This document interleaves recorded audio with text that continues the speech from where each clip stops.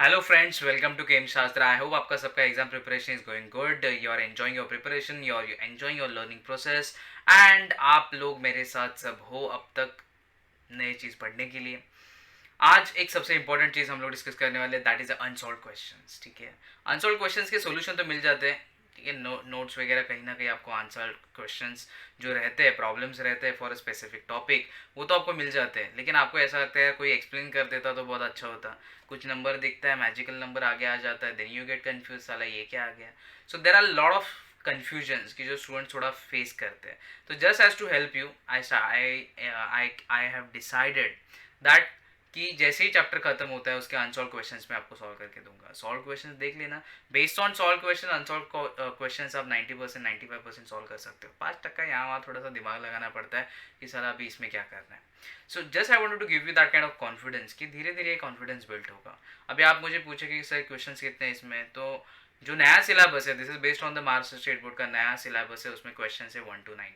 सो unsolved question सिर्फ 9 problems है उसमें। अभी पुराने सिलेबस से अगर कंपेयर करोगे तो पुराने सिलेबस में अनसॉल्व क्वेश्चंस बहुत होते थे। So I guess around 20-25 unsolved question सिर्फ काइनेटिक्स के लिए थे।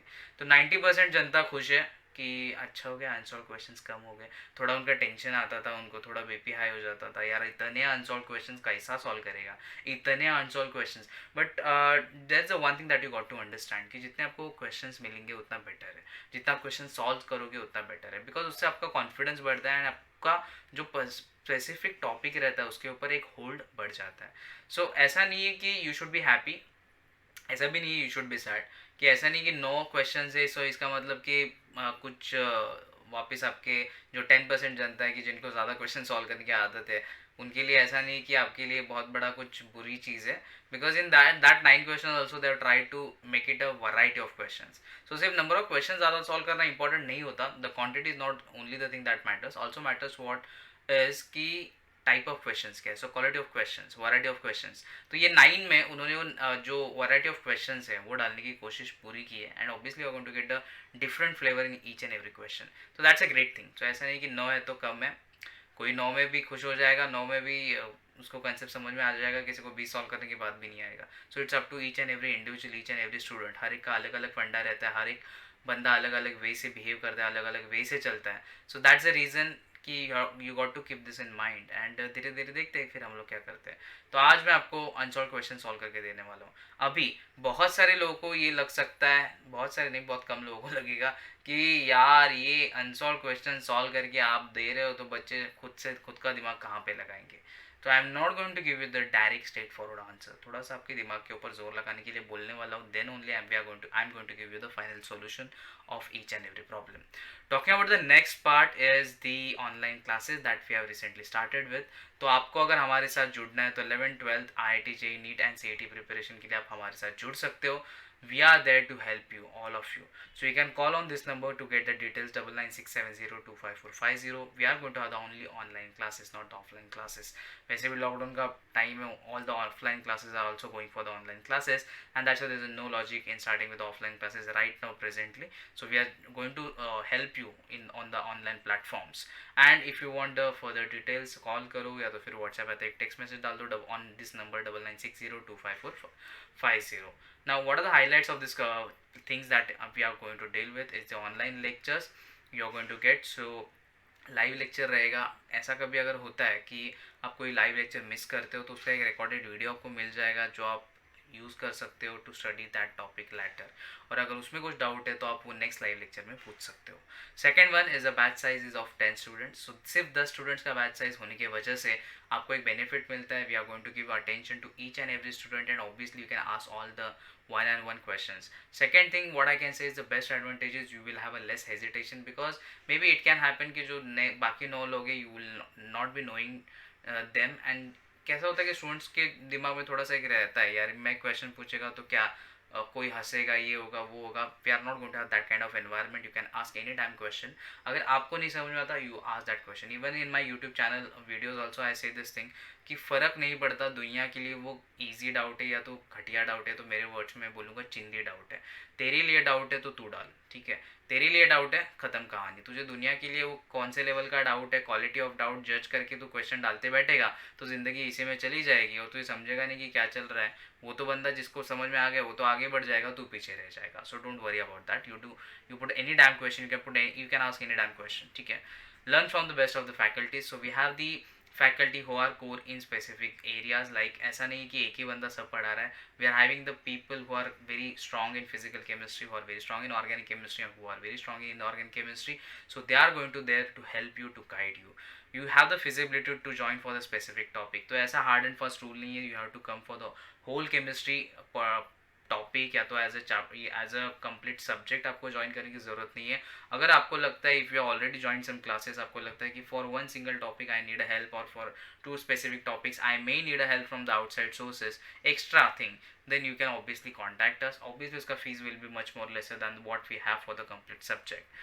You can also join us for the doubt solving lecture. तो ऐसा नहीं कि सिर्फ स्पेसिफिक टॉपिक के लिए, even if you want to have a doubt solving lectures की एक स्पेसिफिक टॉपिक का एक स्पेसिफिक कंसेप्ट मेरे को समझाओ, we can also conduct the doubt solving lectures. You just have to take a prior appointment with the of the faculty and then they will help you in that as well.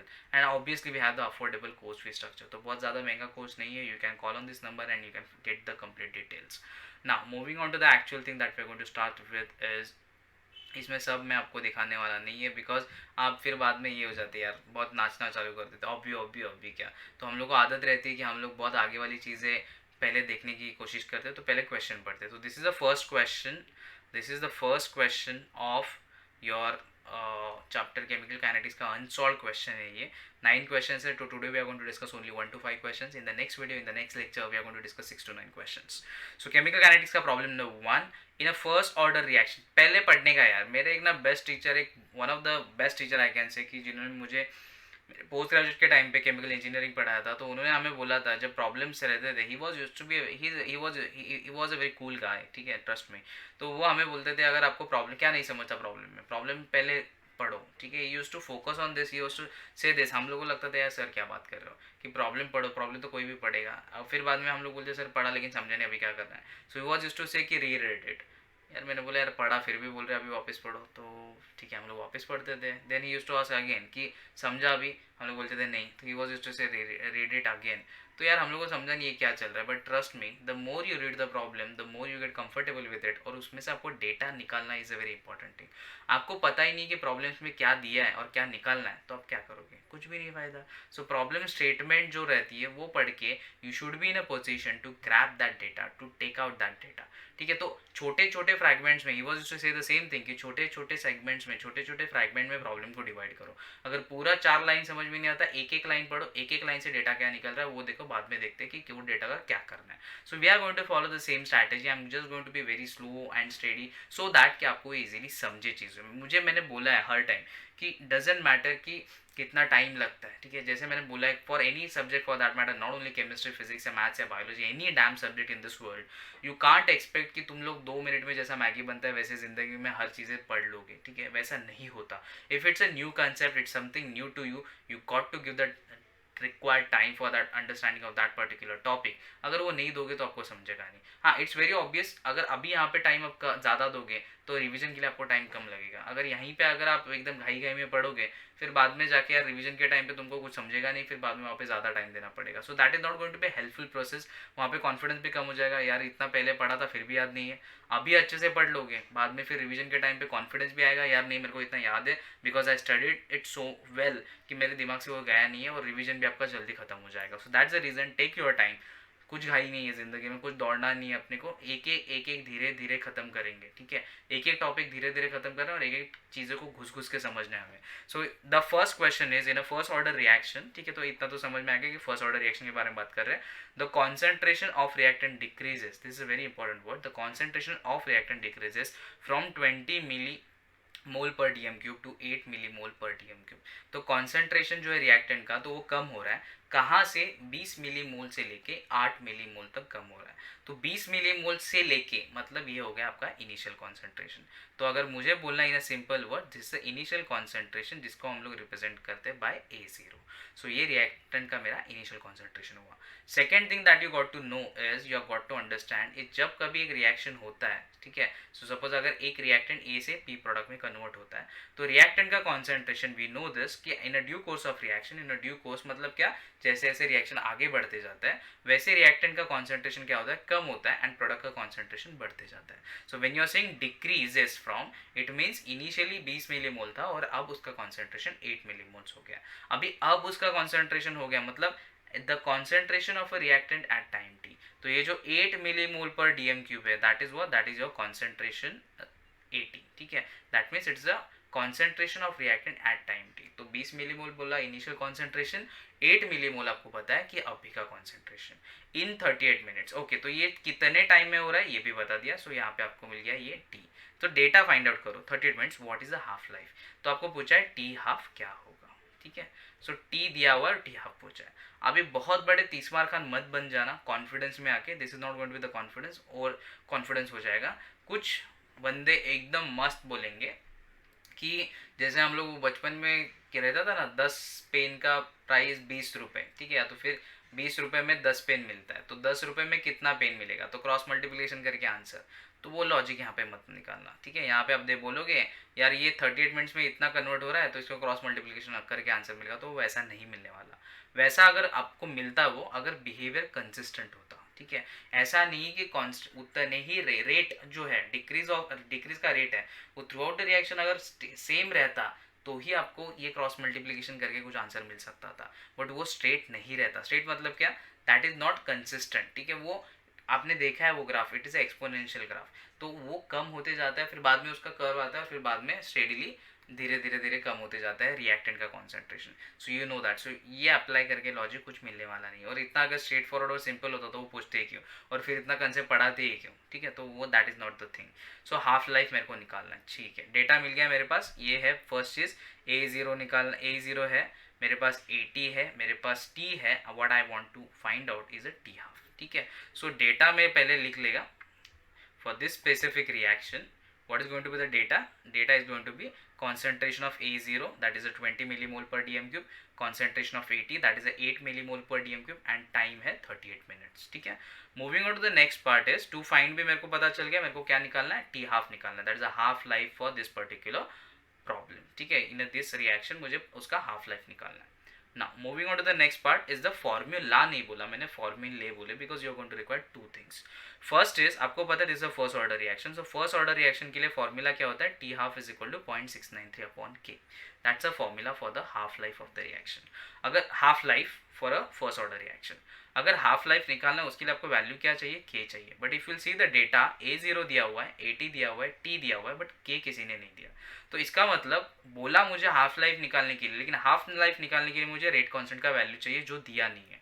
तो obviously I need to find out one more thing that is a rate constant as well, ठीक है। तो to find में problem के हिसाब से T half find out करना है, बट ये टी हाफ फाइंड आउट करने के लिए मुझे के का वैल्यू भी फाइंड आउट करना पड़ेगा।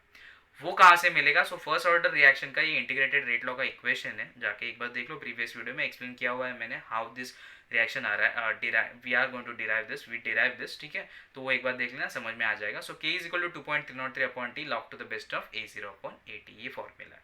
नाउ देखो k में फाइंड आउट कर सकता है क्या, with the data that I have, मेरे पास t है, yes I have the value of t, you can see 38 minutes. मेरे पास A0 वैल्यू है, yes I have A0 value that is a 20 millimole पर डीएम क्यूब। मेरे पास AT का वैल्यू है, यस आई हैव AT का वैल्यू दैट इज 8 मिलीमोल पर DM cube. So I have all this values in place, so I can use this to find out the k। और जैसे ही k find out करूंगा I can substitute that in this equation, T half is equal to 0.693 upon k, और मेरे को T half का value मिल जाएगा। So now what I am going to do is, parallel मत देखना, लेफ्ट साइड में पहले फोकस करो, राइट साइड को मत देखो, ठीक है। सो ये डिवीजन है यहाँ पे, ये पार मत करना। सो ये फॉर्मूला है मेरा, k is equal to 2.303 upon T log to the best of A0 upon AT। अभी यहाँ पे कॉन्सेंट्रेशन भी एक ही यूनिट में है तो फर्क नहीं पड़ता, डायरेक्टली आप उनको यूज कर सकते हो, ठीक है। यूनिट के बारे में यहाँ पे सब्स्टिट्यूट कर दूंगा वैल्यू। सो जैसे कि आपको पता है टाइम कितना दिया है, 38 मिनट्स दिया हुआ है, यहाँ पे डाल दिया मैंने। A0 कितना है, दैट इज 20 मिलीमोल पर डीएम क्यूब, और 80 कितना है 8 मिलीमोल पर डीएम क्यूब। इन दोनों का अगर मैं डिवीजन करेगा 20/8 या कीप इट असाइड या this sorry this is the again the same step that I have repeated, ठीक है। ओके सो नेक्स्ट पॉइंट 2.303 को अगर 38 से डिवाइड करोगे तो आपको वैल्यू आता है 0.06 into log to the best note 20 को अगर 8 से डिवाइड करोगे तो वैल्यू आता है 2.5। सो ये 2.5 ठीक है कैसे आया, 20 को 8 से डिवाइड किया 2.5 आता है, 2.303 को 38 से डिवाइड किया 0.06 आएगा, ठीक है। मल्टीप्लीकेशन डिवीजन इन सब चीज में आपको फास्ट होना पड़ेगा, then only you can able to solve this questions, ठीक है। Moving on to the next part, अभी ये दोनों अभी क्या होगा इसका मैं लॉग निकालेगा, लॉग ऑफ 2.5 कितना आया रे 0.397, सो 0.397 आया, ये 0.06 इन दोनों को मल्टीप्लाई किया, मेरे को के का वैल्यू मिल गया that is a 0.0238, that is the rate constant का वैल्यू। तो इन दोनों को मल्टीप्लीकेशन करने के बाद मेरे को वैल्यू मिलता है, थोड़ा अप्रोक्सीमेशन आप कर सकते हो, हल्का सा, ज़्यादा मत करना अप्रोक्सीमेशन वरना प्रॉब्लम हो जाएगा, वरना वैल्यू उतना एग्जैक्ट नहीं आएगा, थोड़ा ज़्यादा दूर चला जाएगा। सो के मेरे को मिल गया that is a rate constant 0.0238, ठीक है, that is a rate constant for this particular reaction, first order reaction. मुझे यहाँ पे के का वैल्यू मिल गया that is the rate constant 0.0238, ठीक है। Okay, so now what is the next thing? T half is equal to 0.693 upon k. That's a formula as I said. So T half क्या है यहाँ पे is equal to 0.693 upon k का value डाल दिया that is a 0.0238. इन दोनों का division जब होगा तब आपको वैल्यू मिलेगा T half is equal to 29.11, ठीक है। तो आपने यहाँ पे जो T लिया था that was in मिनट्स, ठीक है। तो यहाँ पे जो रेट कांस्टेंट रहेगा उसका यूनिट रहेगा मिनट इनवर्स, राइट। यहाँ पे मिनट इनवर्स अगर उसका यूनिट रहेगा तो ये नीचे डिवीजन में तो मिनट इनवर्स ऊपर आ जाएगा, तो इसलिए ऑब्वियसली टाइम मिनट में आपका रहेगा because you are taking this value in minutes, ठीक है। 38 मिनट्स लेके आपने कैलकुलेशन किया था, सो टी हाफ आपको मिल जाएगा 29.11 minutes. A very simple question, just you have to take the formula, you have to substitute the values, calculation आपको आना चाहिए, लॉग फाइंड आउट करना आपको आना चाहिए, एंटी लॉग फाइंड आउट करना आपको आना चाहिए। अगर नहीं आता कमेंट बॉक्स में डाल दो, सर लॉग का ट्यूटोरियल दे दो, how to find out the log, how to find out the antilog. अगर वो नहीं आता यार आपको तो फिजिकल केमिस्ट्री में प्रॉब्लम सॉल्व करना will be pretty much difficult for you, ठीक है। सो वो आना ही चाहिए, okay. So moving on to the next question, चलो सेकंड क्वेश्चन के बारे में बात करते हैं। अभी सेकंड क्वेश्चन में क्या दिया है, the half life of a first order reaction, तो फर्स्ट ऑर्डर रिएक्शन के बारे में बात कर रहे हैं, इज अ 1.7 आवर्स। सो ये क्या दिया है, टी हाफ दिया है, सिंपल बोल दिया कि half life of a first order reaction. How long will it take for 20% of the reactant to react, कितना टाइम लगेगा, तो टी निकालने के लिए बोला है will it take for a 20% of the reactant to react, तो 20% रिएक्टेंट को रिएक्ट होने के लिए कितना टाइम लगेगा ये पूछा हुआ है, राइट। अभी 20% रिएक्टेंट रिएक्ट होने के लिए कितना टाइम लगेगा, मैं यहाँ पे लिख रहा हूँ, साइड में देखना राइट में, 20% रिएक्टेंट रिएक्ट होने के लिए कितना टाइम लगेगा ये बोला है। तो अगर सपोज रिएक्शन में एक जनरल कंसिडर करता हूँ, ए इज गिविंग मी प्रोडक्ट, अभी यहाँ पे 20%, अगर सपोज इनिशियली इसका कॉन्सेंट्रेशन क्या होगा 100%, ठीक है। 20% जब रिएक्ट होगा ये तो मतलब 20% प्रोडक्ट बनेगा, तो 20% अगर प्रोडक्ट बना, understanding what I am saying, how लिखा देखो क्या, how long will it take for 20% of the reactant to react, 20% reactant को रिएक्ट होने के लिए कितना टाइम लगेगा। अगर 20% रिएक्ट होगा तो 20% प्रोडक्ट बनेगा, जो रिएक्टेंट रिएक्ट होगा वो, तो यहाँ से इसका कॉन्सेंट्रेशन 20% से कम हो जाएगा, ठीक है। तो उसका कॉन्सेंट्रेशन कितना बनेगा 80% होगा, ठीक है। मतलब आपको पूछा है कि कॉन्सेंट्रेशन ऑफ ए जो है वो 100% से 80% गिरने तक कितना टाइम लगेगा, ठीक है। थोड़ा वापस रिपीट कर लेते हैं, किसी को नहीं समझा होगा, किसी का ध्यान नहीं होगा, कोई अपने दोस्तों के बारे में सोच रहा होगा, तो ज़रा एक बार यहाँ पे वापस देखो, मैं वापस रिपीट कर रहा हूँ because this will take a time, किसी को एक झटके में समझ में नहीं आने वाला, ओके। सो जैसे कि मैंने यहाँ पे बोला क्या है मेरे पास, if I have a reaction A is giving me a product P, यहाँ पे मेरा क्या है, यहाँ पे 1.7 आवर्स, टी हाफ का तो वैल्यू मिल गया that is okay. How long will it take for 20% of the reactant to react, 20% reactant react होगा तो इनिशियल कॉन्सेंट्रेशन क्या होगा इसका 100%, क्योंकि रिएक्टेंट है वो। 20% रिएक्ट होगा तो 20% रिएक्ट होगा तो वो 20% माइनस होगा जब रिएक्ट होगा, तो कितना बचा 80% बचा, ठीक है। तो ये सिंपल फंडा है, तो ये 80% क्या है रे मेरा concentration at that time T, जो मुझे निकालने के लिए बोला है। You can see how long will it take, how long मतलब टी बोला है, टाइम निकालो कितना है, ठीक है। तो ये 80 बना मेरा 80%, राइट। और इनिशियल कॉन्सेंट्रेशन क्या बना मेरा 100%, right. We are playing with the number 100%, right. Now ये A0 बना मेरा, और टी हाफ दिया हुआ है मुझे, that is equal to how much, कितना दिया, 1.7 आवर्स। ठीक है, ऑब्वियस है इंटीग्रेटेड रेट। तो चलो तो धीरे धीरे देखते, डोंट वरी, घाई में ज़्यादा अगर हम लोग भागेंगे तो वापस तुम लोग बोलोगे सारा सर खुद भाग रहा है अभी। Okay, so data is concentration of A0 is equal to 100। मैंने बोला जैसे 100% है तो 100 मोल्स कंसिडर करो, यूनिट मायने नहीं रखता, दोनों सेम यूनिट में ही रहेंगे, परसेंट में बात कर रहे हैं ना हम लोग, फर्क नहीं पड़ता, उसको 100 कंसिडर करो। 80 इज इक्वल टू 80। ठीक है, that's a concentration of A at time T is 80। 80 कैसा है वो इंपॉर्टेंट है, वो समझ में आना इंपॉर्टेंट है, क्योंकि यहाँ पे 20 है, आप 20 डाल दोगे तो 20 नहीं डालना है, 100 minus 20 that is gonna be 80। T half is equal to 1.7 hours. ठीक है, निकालना क्या है, टी, सिंपल, बहुत होशियार है हम लोग। फॉर्मूला कौन सा यूज़ होगा, ऊपर वाला दो फॉर्मूला सेम अगेन यूज़ होगा, क्यों, निकालना है मुझे टी, लेकिन वो निकालने के लिए मुझे ये फॉर्मूला यूज़ करना पड़ेगा, जिसके लिए मुझे रेट कांस्टेंट का वैल्यू निकाल लगेगा, जो दिया नहीं है, बट टी हाफ का वैल्यू दिया हुआ है, तो वो मुझे के दे सकता है, यस, सिंपल है, सब्स्टिट्यूट करेगा मैं। So first step what I am going to do is, right, left side में फोकस करो रे, राइट में जाओ मत कहीं पे। So K is equal to T half is equal to 0.693 upon K, तो के क्या बना, K is equal to 0.693 upon T half, simple, कुछ ज़्यादा दिमाग नहीं लगाना है, राइट। नाउ टी हाफ की जगह पे मैं वैल्यू डाल देगा, कितना दिया हुआ है 1.7 hours, you can C over here, this is value is given 1.7 hours. So 0.693 upon 1.7, इन दोनों का डिवीजन जो अगर करूंगा मुझे, तो मुझे वैल्यू आता है के इज इक्वल टू 0.4। ठीक है, सो के का वैल्यू क्या है, ये डिवीजन के बाद 0.4 आया वैल्यू, सॉरी, के का वैल्यू आया मुझे 0.4, राइट। सो 0.4, और टी जो था time, that was in hours, अभी इसका के का वैल्यू क्या होगा, hour inverse, right, time inverse is a unit of a K. So 0.4 sorry 0.4 hour inverse, right. अभी के का वैल्यू मिल गया, so T is equal to, अभी K is equal to 2.303 upon log to the base in A0 upon 80, तो T is equal gonna be equal to what, is equal to 2.303 upon K log to the base in of what, A0 upon 80, right, that's the concentration of A at time 0 and concentration of A at time T.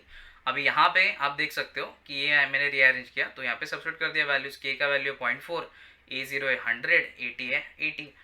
ठीक है, so 80 concentration of A at time T, ठीक है, 80 है 80 नहीं, 100 divide by 80 that is 1.25, so 2.303 upon 0.4 करोगे तो that is going to be 5.75, log of 1.25 निकालोगे तो वो आता है 0.096, निकाल के देख लो खुद। सो 5.75 इंटू 0.096, इन दोनों को मल्टीप्लाई करोगे, ठीक है, इन दोनों को अगर मल्टीप्लाई करोगे तो क्या आएगा आपको,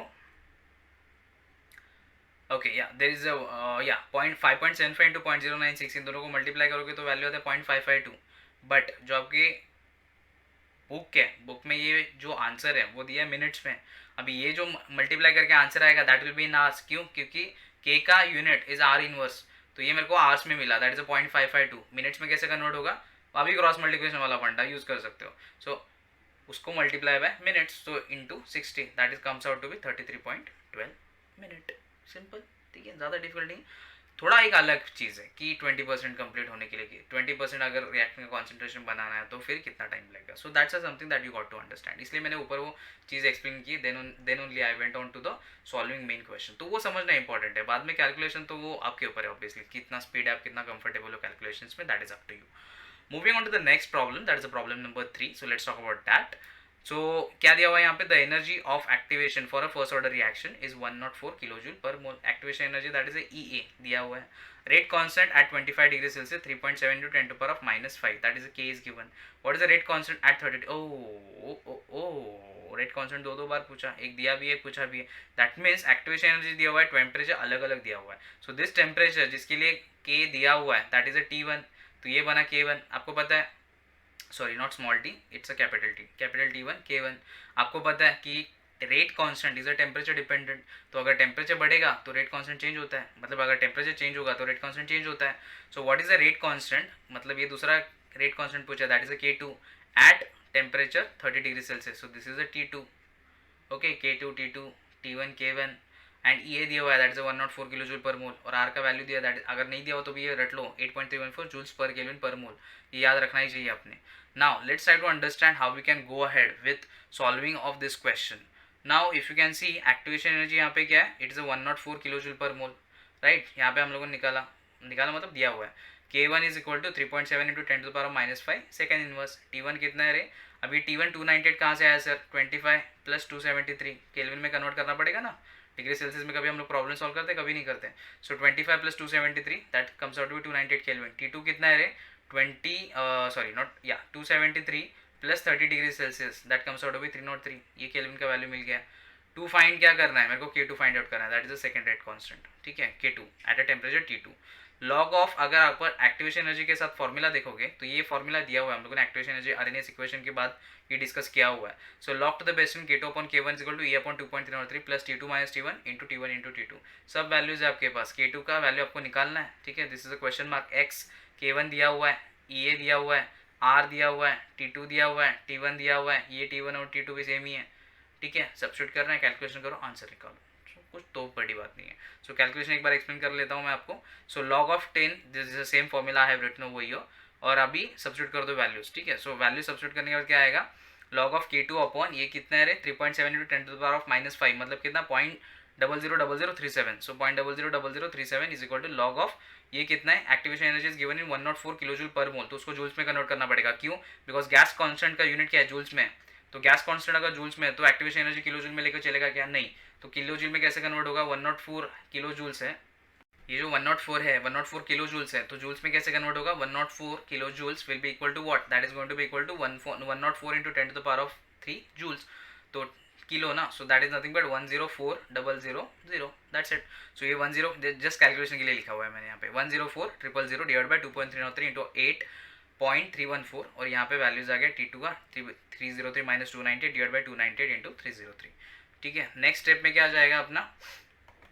okay, so next step what it we will be having. यहाँ पे ये तो बाकी सब छोड़ दो, इसको तो हम लोग लेफ्ट में कुछ चेंज करने वाले नहीं है. इसको अगर डिवाइड करोगे 2.303 और 8.314 से तो आता है 5431 इंटू इन दोनों का सब्ट्रैक्शन जो आता है difference that is a 5 divide by 298 into 303. Now moving on to the next part is the further calculation. तो फर्दर कैलकुलेशन आप सॉल्व करते जाओ. आगे एक्चुअली कैलकुलेशन मैंने आपको सिर्फ कंफर्टेबल होने के लिए दिखा हुआ है, otherwise you can solve this by your own. ठीक है, तो ये लेफ्ट साइड में जो चीज़ है वो है यहाँ पे वैसे के वैसे 5431 5 divide by 298 into 303. So the same stuff I have written. Now moving on to the next part is 5431 into 5 और 298 इंटू 303. ये जब मल्टीप्लिकेशन डिवीजन करोगे तो आता है एक साइड में 0.3. Log to the best of K2 upon 0.000037. ये हटाना है लॉग, तो एंटी लॉग लगाना पड़ेगा पूरे इक्वेशन को. तो इसको एंटी लॉग लगाऊंगा मैं. Log to the best of K2 upon 0.000037 which is equal to anti log of 0.3. Anti log निकालोगे 0.3. जैसे मैंने बोला लॉग का एंटी लॉग का अगर कैसे निकालते वो अगर मदद चाहिए तो मेरे को बोलो, उसका ट्यूटोरियल अलग से बनाऊंगा. बट हर time we can't discuss you कि ये एंटी लॉग ये देखो, ये इसमें देखने का उसमें देखने का, वो करते बैठ गया तो फिर हो गया. ओके, सो ये क्या आएगा, KT upon 0.000037 is equal to 1.99. ठीक है, इसका एंटी लॉग 0.3 का आता है. सो K2 इज इक्वल टू 1.99. ये साइड में डिवीजन में, ये साइड में लेके जाऊंगा, ये मल्टीप्लिकेशन में जाएगा. So K2 is equal to 1.99 into 0.000037. इसको सिंप्लीफाई भी आप कर सकते हो, ऐसा टेंशन मत लो. ये दिख क्या रहा है 1.99 into how much, that is going to be 37 divided by 1 2 3 4 5 6 divided by 10 to the power of 6, right. So ये मल्टीप्लिकेशन कर दो. फिर अभी ये रफली यार इतना थोड़ा सा अप्रोक्सीमेशन चल जाएगा. ये रफली this is nothing but 2 into 37 divided by this is going to 1 0 3 4 5 what is it 8 1 2 3 4 5 6, right.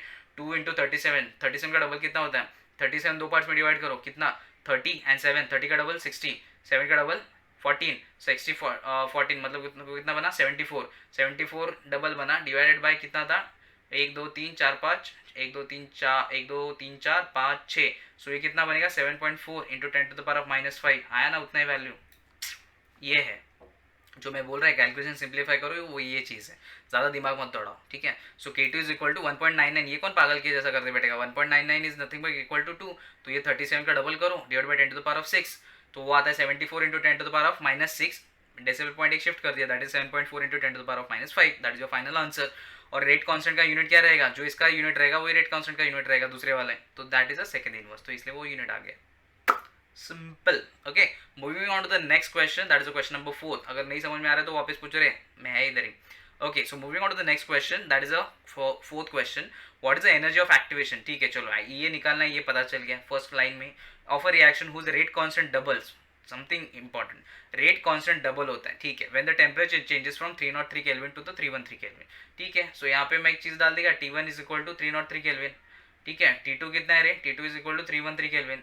ठीक है, क्या एक एक्स्ट्रा इन्फॉर्मेशन दिया है कि रेट कांस्टेंट डबल होता है जब टेम्परेचर 303 से 313 बनता है, तो रेट कांस्टेंट डबल होता है. मतलब K2 is equal to what, K1 एक इसका ये रहेगा रेट कांस्टेंट K1, इसका रेट कांस्टेंट क्या रहेगा K2। तो 303 से 313 पे आते हो तो K2 जो है वो किसका डबल है, पहले वाले रेट कांस्टेंट का, दैट इज 2K1। सिंपल। तो पहला रेट कांस्टेंट इज K1, तो K2 is equal to 2K1। तो यहाँ पे K1 का वैल्यू है, K2 का वैल्यू है, राइट। तो कोरिलेशन दिया हुआ है। Okay, so that is what you have. T1 is equal to 303 kelvin, T2 is equal to 313 kelvin, K1 is equal to K1 ही रहेगा और K2 is equal to 2 times of the K1। कहाँ पे मिला रहे कांस्टेंट डबल्स। तो K2 जो है तो नेक्स्ट से रेट कांस्टेंट है K2 एट टेम्परेचर T2 जो है that is double of the rate constant eight T1। तो रेट कांस्टेंट एट T1 क्या है, हम लोग उसको K1 बोलते हैं, तो उसका डबल कितना हुआ 2K1। सिंपल। सो 2 फाइंड क्या है, एक्टिवेशन एनर्जी फाइंड आउट करना है। फॉर्मूला क्या है, वही जो पहले वाला यूज किया, इसके पहले वाला एग्जांपल में यूज किया, log to the best of K2 upon K1 is equal to E upon 2.303। Values डाल दो, सब्स्टिट्यूट करो, आंसर मिलेगा। So first thing same formula. Okay, so यहाँ पे सब्स्टिट्यूट करो 2K1 अपॉन K1, तो ये K1 K1 कैंसिल हो जाएगा। Okay, is equal to E upon 2.303 into 8.314 into 313 minus 303 divide by 303 into 313। ये थोड़ा मल्टीप्लिकेशन वगैरह करना पड़ेगा आपको, ये थोड़ा सा दिमाग लगाना पड़ेगा, ऐसा नहीं कि वो इजीली हो जाएगा। ओके, सो यहाँ पे क्या आएगा, ये सिर्फ 2 रहेगा। So log the base log 2 to the base 10 is equal to E upon, ये सब चीज़ें सेम रखी है मैंने, सिर्फ 313 माइनस 303 करोगे तो डिफरेंस आता है 10 का, तो यहाँ पे 10 आ गया, that's it. Okay, so log 2 क्या होता है, कुछ कुछ log वैल्यूज आपको याद रखना पड़ेगा, ठीक है। सो log 2 का वैल्यू होता है 0.3010, जितना याद रखोगे उतना जिंदगी इजी हो जाएगी। सो that is a 0.3010।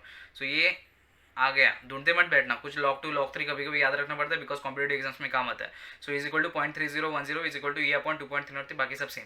Okay, so E के लिए मेरे अरेंज करेगा, तो जो भी यहाँ का टर्म्स है वहाँ पे लेके जाएगा, तो ये साइड है, ठीक है, जो मुझे ऊपर ही रखना है। तो ये 2.303 डिवीजन में 8.314 डिवीजन में यहाँ पे लेके जाऊँगा, सब मल्टीप्लिकेशन में चला जाएगा, वो आ गया यहाँ पे 0.3010 इंटू 2.303 इंटू 8.314, ये चीज़ आ गया यहाँ पे, इनटू ये जो चीज़ है ये भी डिवीजन में है तो ये भी ऊपर चला जाएगा। सो that is into 303 into 313 divided by, अभी जो 10 है ये ऊपर है, ये यहाँ पे लेके जाएगा ये साइड, तो ये डिवीजन में चला जाएगा इसके नीचे। सो डिवाइड बाय 10, ये सॉल्व करोगे ये आएगा 54658 जूल्स में आएगा, ठीक है। तो इसको अगर किलो जूल्स में कन्वर्ट करोगे तो 3 डिजिट डेसिमल पॉइंट शिफ्ट कर दो, that comes out to be 54.65 kilo joules per mole. Simple, same answer है आपके बुक में, देख लो, चेक कर लो, स्क्रीनशॉट लेकर रखो इन सब चीज़ों का। बाहर अगर कभी मिलेगा नहीं मिलेगा क्वेश्चन आंसर, आपको कभी याद आ गई ये सॉल्व करना है तो ये आंसर आपके पास रेडीमेड है। Okay, so you can take the screenshot from this video.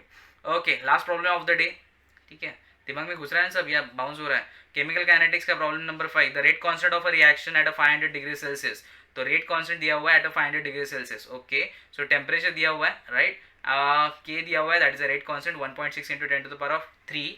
The rate constant of a reaction at a 500 degree Celsius, okay, is 1.6 into 10 to the power of 3 molar inverse second inverse, right? What is the frequency factor of the reaction? Rate constant of a reaction, okay. What is the frequency factor of the reaction? Frequency factor मतलब F पूछा है। If its activation energy, that is EA, is a 56 kilojoule per mole. तो to find क्या क्या दिया हुआ है, K is 1.6 into, अभी यहाँ पे बोला नहीं है कि रिएक्शन कौन सा है आपका, फर्स्ट ऑर्डर रिएक्शन है, सेकंड ऑर्डर कुछ नहीं है, तो यहाँ पे बोलना मत साला K का unit molar inverse second inverse कब से हो गया। तो ये वो वाला फर्स्ट ऑर्डर रिएक्शन नहीं है ऑब्वियसली, बिकॉज अगर रेट कांस्टेंट इसका सेकंड इनवर्स होता that means it's a first order reaction. So K is equal to 1.6 into 10 to the power of 3 molar inverse second inverse, activation energy का value 56 kilo joule, joules में convert करना पड़ेगा because R आने वाला है ये कहीं ना कहीं। सो R का वैल्यू क्या होता है, दिया हुआ नहीं है तो क्या याद रखो 8.314 जूल्स पर केल्विन पर मोल, ठीक है, पर केल्विन पर मोल, ठीक है, याद रखना ही है।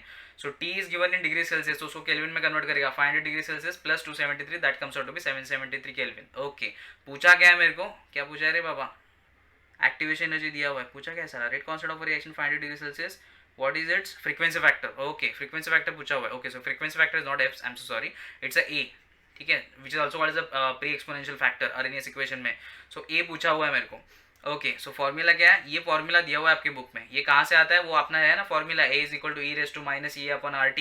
ये फॉर्मूला को जब सिंप्लीफाई करते हो, ये मैंने इवन सिंप्लीफाई करके प्रीवियस वीडियो में बताया हुआ है जहाँ पे आरएनएस इक्वेशन डिस्कस किया हुआ है। तो ये डिराइव कैसे होता है वो एक बार देख लो। तो ये डिराइव फॉर्मूला होता है log of A by K to the base 10 equal to E upon 2.303 RT।